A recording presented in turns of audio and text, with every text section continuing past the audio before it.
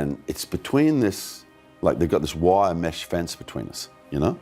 And the character I'm playing embodies 180-something different serial killers, right? At 61, Russell Crowe, the Academy Award-winning powerhouse behind Gladiator. Many years later, I was on Robin Hood, and George was A Beautiful Mind and Cinderella Man, has spent decades immersed in stories that define modern cinema. Known for his intensity and artistic curiosity, Crowe finally opened up about the 10 movies that shaped his worldview, inspired his performances, and stayed with him long after the credits rolled.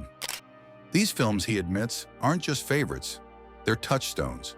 No, what you don't understand. Each one represents a lesson about human emotion, filmmaking, and the pursuit of truth through art. 1. Lawrence of Arabia, 1962. Russell Crowe has long called Lawrence of Arabia the ultimate example of what cinema can do. The sweeping desert landscapes, the conflicted hero, the haunting score, everything about it captured his imagination as a young man. He often describes Peter O'Toole's performance as a masterclass in restraint and power. For Crowe, Lawrence of Arabia was a film that made him want to act, not to be famous, but to tell stories that felt larger than life. In many ways, Gladiator carries the echoes of Lawrence of Arabia. The lonely warrior, the struggle with identity. Lieutenant Lawrence, sir, is not your military advisor. But I would like to hear his opinion. Damn it, Lawrence, who do you take your orders from? And the battle between duty and self. Crowe has said that when he filmed the scenes in the Roman desert, he thought constantly of O'Toole riding across endless sands. 2. Raging Bull, 1980. Martin Scorsese's Raging Bull is, according to Crowe, a film that bleeds truth. He first saw it in his 20s and was struck by how raw and human it felt. Robert De Niro's portrayal of Jake LaMotta wasn't glamorous. It was ugly, desperate, and heartbreakingly real. Crowe often points to Raging Bull as the film that taught him the difference between acting and living a role. When preparing for Cinderella Man, he revisited Raging Bull again and again. Oh, man, you can't do this. Telling you, forget about the Reeves thing. You got a million other fights coming up. He didn't want to copy De Niro's style, but to find that same honesty in his own work, that physical and emotional surrender that leaves no safety net between actor and audience. 3. The Godfather, 1972. Like many actors of his generation, Crowe sees The Godfather as sacred ground. For him, it isn't just about gangsters. It's about family, loyalty, and power. He once said, "What fascinates me about The Godfather is how it makes corruption feel human." Crowe admires how Francis Ford Coppola allowed every scene to breathe. The silences, the glances, the heavy pauses. I swear to kids. Please, Mike, don't do this to me. Crowe studied Brando's and Pacino's subtlety early in his career. "They showed me that stillness can be louder than rage," he said. That lesson became central to his own acting, the way he could communicate fury or grief with just a look. 4. On the Waterfront, 1954. Elia Kazan's On the Waterfront is one of Crowe's most personal choices. He discovered it as a teenager and remembers being struck by Marlon Brando's vulnerability.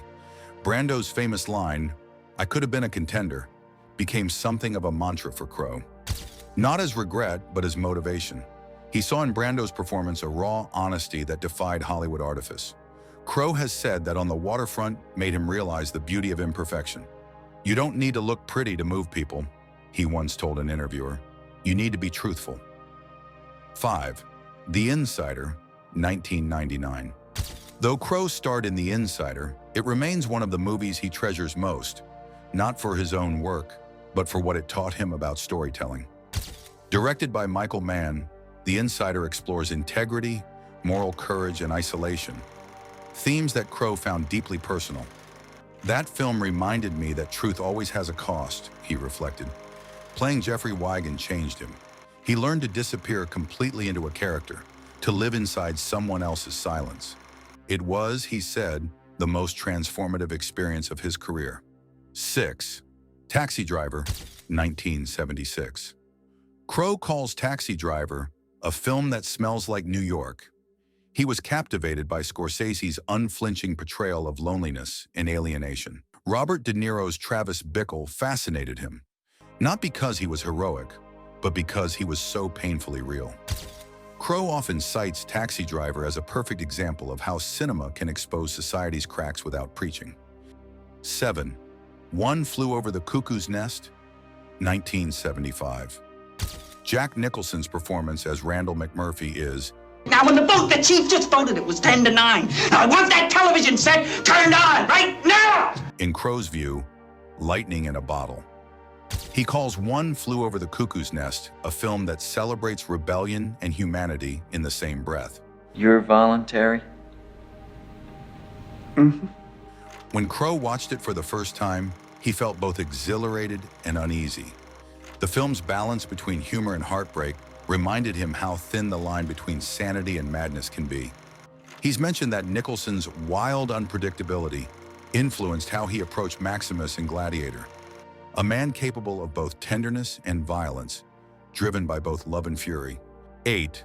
The Shawshank Redemption, 1994. Crowe once admitted that The Shawshank Redemption always sneaks up on me. He can't watch it without being moved. What he loves most about it isn't the prison setting, but the sense of hope that runs beneath the despair. It's about faith, he said, about believing in the light even when everything's dark. Crowe admires Tim Robbins and Morgan Freeman's quiet performances, how their strength comes from patience, not power. He believes Shawshank represents the best kind of storytelling. 9.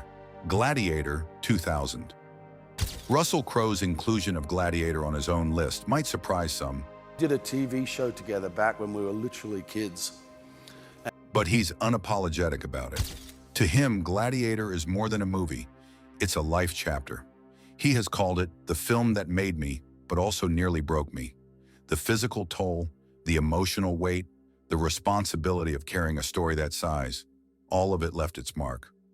Crowe remains proud of how Gladiator merged classical storytelling with modern emotion. It was his ode to loyalty, love, and revenge, and he still sees it as Ridley Scott's masterpiece. 10.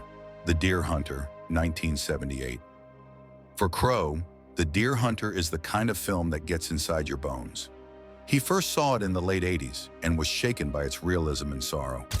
The performances, De Niro, Walken, Streep, taught him about restraint, about how much emotion can live beneath the surface.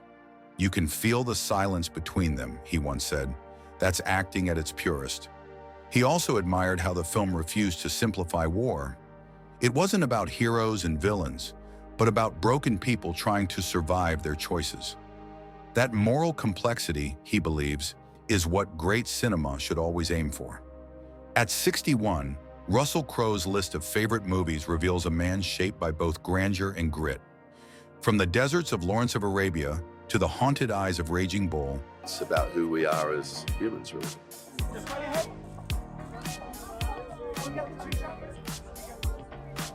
There's a lot to find out about them. You know, an interesting thing about this particular man and the particular period of time we're talking about, it's very well documented. You know, I signed on in 2019 to do the film. from the corruption of The Godfather to the quiet hope of Shawshank Redemption, his choices are as layered as his own performances. Each film mirrors a part of him: the soldier, the dreamer, the rebel, and the philosopher. For Crowe, cinema isn't just entertainment, it's reflection, rebellion, and revelation. He once summed it up perfectly: "Movies are where I learned who I was and who I still might be." And looking at this list, it's clear the man behind Maximus still fights for truth on and off the screen.